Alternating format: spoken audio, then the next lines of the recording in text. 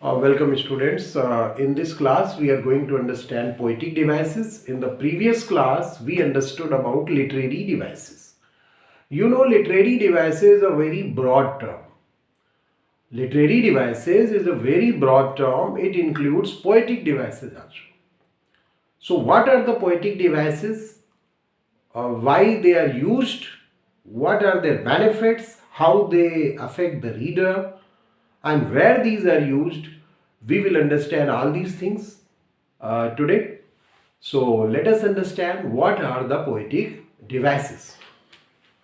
Poetic devices, as I told you, poetic devices are a form of literary devices. What are poetic devices? These are a form of literary devices. What actually are these? Poetic devices are special tools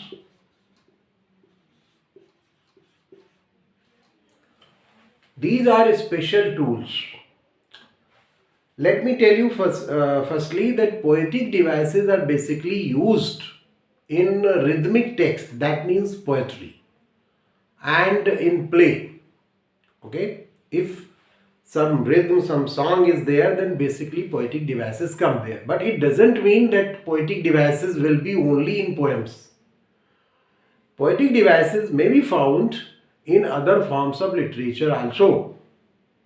But basically these will be found in the verse and songs, in the poems, that means in the poetry, or any text that is written in the form of poetry.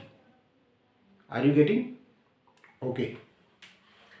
Poetic devices are special tools which help a poet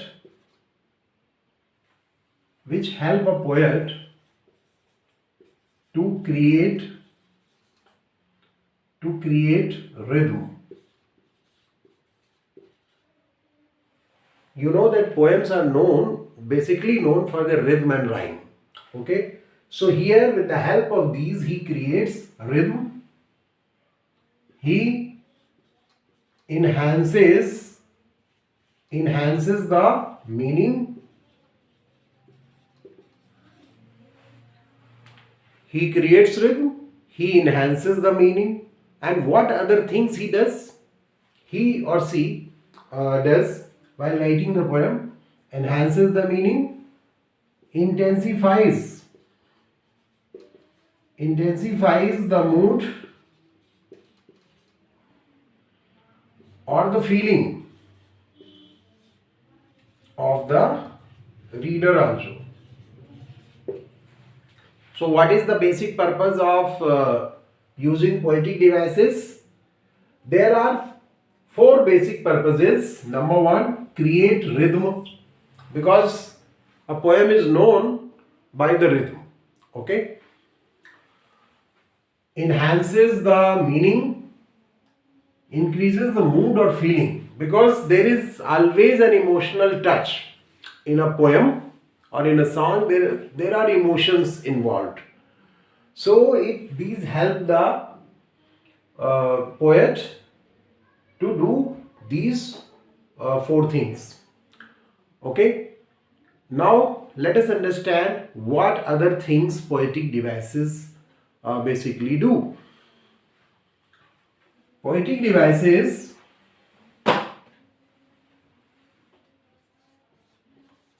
are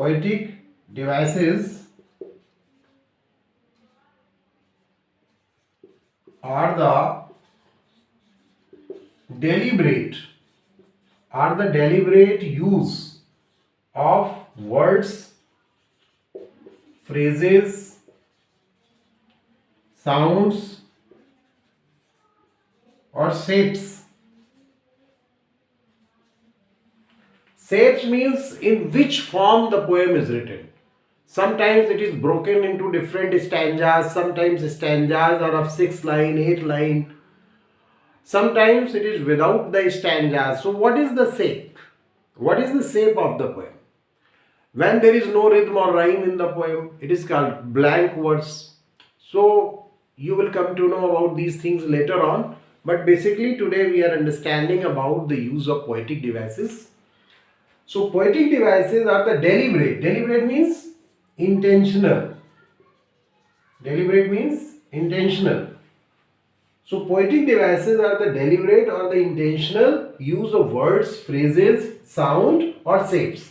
When I said about shapes, I was talking about the form of the poem. Whether it is written stanza wise and whether how many lines are there in a particular stanza. Okay, whether it is written in a single text without any stanzas, whether there is some rhythm or rhyme or it is not there. So, shapes. So, poetic devices provide the tool in the hand of a poet to write the poem the way he wants, he or she wants. Okay. Let's proceed further. I hope you have understood till now what are poetic devices. Let us understand how more differently, how in more different ways they are used.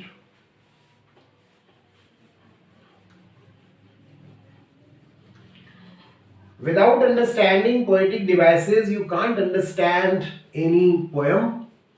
And understanding the poem is like solving a riddle or a puzzle.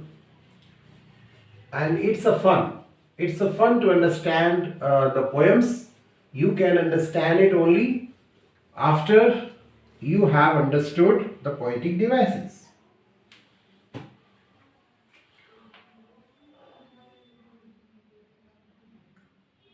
A poem is created out of poetic devices composite of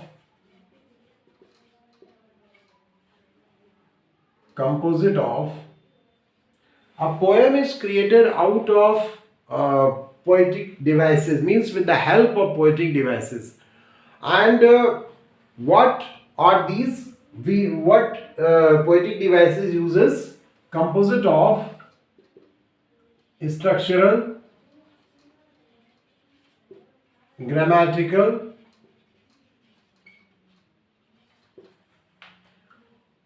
rhythmical,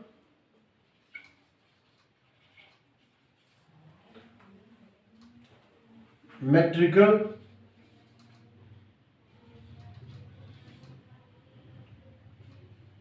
verbal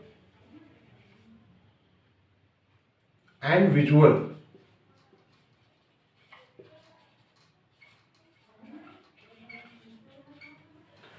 A poem must have all these elements, and which will be brought in. From where you will bring the structure, from where you will bring the grammatical portion, rhythmical portion, metrical portion, verbal and visual elements, these will come through poetic devices. And unless these are there in the poem, it can't be said as a poem. It can never become a poem. So, poems have certain salient features, and for bringing those salient features, you need to use poetic devices. A poem is created out of poetic devices composite of structural, grammatical, rhythmical, metrical, verbal, and visual elements. Now, before we proceed further, we should understand that poetic devices are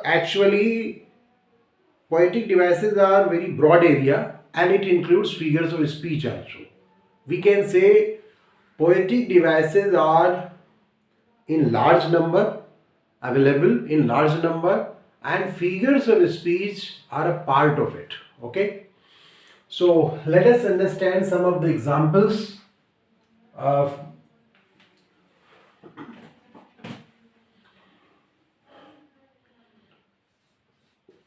some of the important poetic devices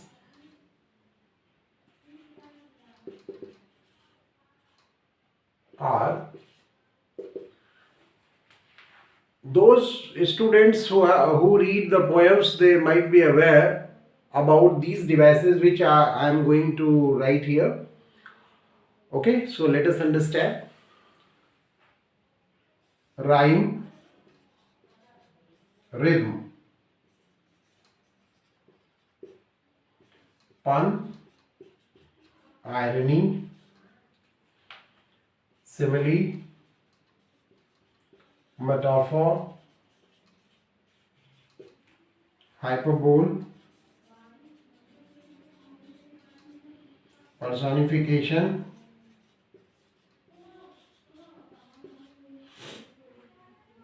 elegy, ode, sonnet, blank verse. There are hundreds of poetic devices, but we must know some important ones, at least 20 to 25 important poetic devices we must know. We will talk about these poetic devices in some other class. Today our basic purpose was to understand poetic devices.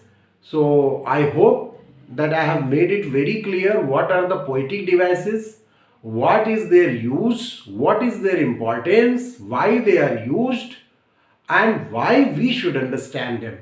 What will be the benefits if we are able to understand them, how we are going to use them further in our text whenever we write something, whenever we try to compose a poem, or whenever we write some literary text like some story, okay, write some dialogues of a play or the script. So how we can use these poetic devices, because as I have told you, they are known as poetic devices. So basically you will find them in the poems or in any text that is written like a song or a verse, or in the form of a poem, as you generally find in the play also. Sometimes you find some dialogues written in the form of poem or in the form of a song. So wherever you find these, okay, wherever you are writing, trying to write some play or some type of poem, then these will be useful to you. So I hope you have understood these things. Now in the end, I want to tell you, if you are a regular student, you subscribe, you ask your friends to subscribe the channel. And if you are a new one, then you subscribe the channel. Okay. So thank you.